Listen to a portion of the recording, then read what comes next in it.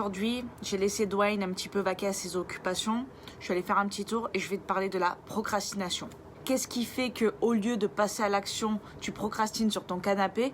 Qu'est-ce qui fait qu'aujourd'hui, tu vas te tourner vers des aliments qui ne sont pas nutritivement intéressants pour toi? Qu'est-ce qui fait qu'aujourd'hui, tu ne passes pas à l'action, sachant que l'action est la chose essentielle pour te créer de nouvelles habitudes? Alors, être motivé, c'est super, c'est génial, tu as réussi à te motiver. Je te donne même quelques stratégies pour te motiver dans pas mal de vidéos. Planification de tes journées, c'est nickel. Tu sais que de telle heure à telle heure, tu dois aller t'entraîner, que de telle heure à telle heure, tu vas manger ton repas, tu sais exactement ce que tu vas manger, tu as préparé tout ça la veille, tu as même mis en place des stratégies, tu as mis ton sac de sport dans ta voiture, tu as mis tes affaires de sport au pied de ton lit, histoire que quand tu te réveilles, tu passes direct à l'action, tu mets ta tenue de sport et tu vas t'entraîner.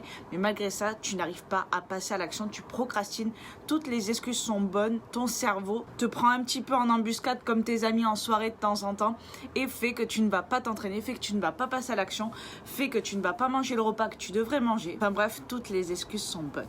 Tout simplement parce qu'il faut que tu programmes ton cerveau à passer à l'action. Oui, il faut que tu programmes ton cerveau, c'est lui le maître, c'est lui qui décide de tout ça. Chaque action que tu effectues au quotidien sont orchestrées par tes propres pensées, que ce soit des actions positives ou négatives. Et c'est le cas de ta procrastination. Toutes les excuses vont être bonnes pour être remises au lendemain. Toutes tes pensées vont trouver un atout majeur à rester allongé sur ton canapé toute l'après-midi devant Netflix. Le bien-être que va te procurer une certaine alimentation va être totalement justifié, même si ce sont des aliments totalement industriels, même si c'est un pot de Nutella, qu'importe, ton cerveau va réussir à te convaincre que tu as absolument besoin de ça maintenant et qu'il faut absolument que tu cèdes à cette tentation, que c'est pour ton bien-être. Ton cerveau, tes pensées peuvent même te convaincre que tu risques la mort si tu ne cèdes pas à ça immédiatement. C'est ce qui fait naître notamment la faim émotionnelle. Ce qu'on sait sur la faim émotionnelle, c'est qu'on mange sans avoir faim. Donc si la faim n'est pas le réel problème, la nourriture ne peut pas être la solution. Généralement, la faim émotionnelle est régie par des pensées qui sont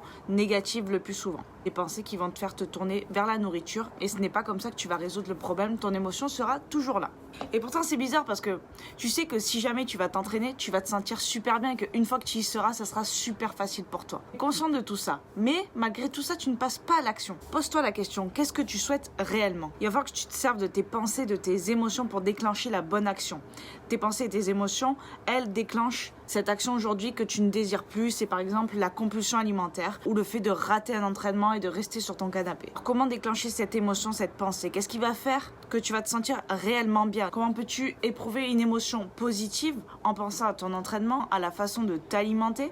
Par exemple, lorsque tu procrastines à ne pas aller t'entraîner, tu te dis qu'est-ce que j'aimerais être motivé, qu'est-ce que j'aimerais avoir confiance en moi pour m'entraîner. Et ces pensées-là te freinent alors que ces pensées-là font partie du processus. Tu ne peux pas démarrer en étant confiant. Ce que tu dois penser, c'est ce que tu vas obtenir si tu le fais. À la fierté que tu vas ressentir à la fin de ton entraînement. Comment cela va participer à ton bien-être de manière générale. Comment ne pas céder à cette faim émotionnelle va te permettre d'être en bonne santé. Comment cela va pouvoir te créer des habitudes et te mettre dans un état de croissance constant et même sans fin. Donc le plus dur, comme je te disais, c'est de s'y mettre. Sur une de tes épaules, tu as l'ange qui te dit tu devrais te mettre au sport, ça va te faire du bien, tu vas être en bonne santé. En plus, tu vas avoir une composition corporelle qui sera plus optimale. Tu vas perdre du poids, tu vas perdre du gras, tu vas te sentir bien, tu seras heureux. Tu ne devrais pas manger ce genre de choses. Tu devrais plutôt écouter tes sensations de faim, répondre à tes besoins nutritionnels, répondre à tes besoins physiologiques. Et de l'autre, il y a le démon. Comme dans les films, la même chose qui te dit ça te ferait du bien de manger ça, je t'assure.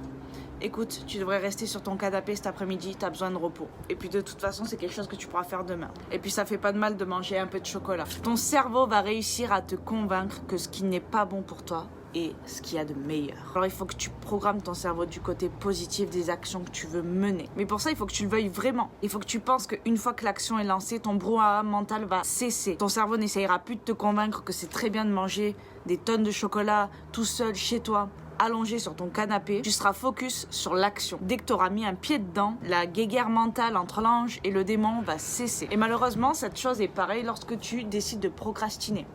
Ton brouhaha mental va cesser, tu vas être convaincu que c'est ce qu'il y a de meilleur pour toi. Alors tout est une question d'état d'esprit, de pensée. Ce que tu dois faire, c'est reconnaître les pensées, les accepter et que quoi qu'il en soit, l'émotion que tu ressens au moment où tu veux procrastiner, au moment où tu veux céder à la tentation d'avoir des compulsions alimentaires, ne partira pas en cédant à la tentation. Tu n'es pas dans une crise de boulimie qui ne répondent pas à tes sensations de faim, que tes émotions négatives vont cesser.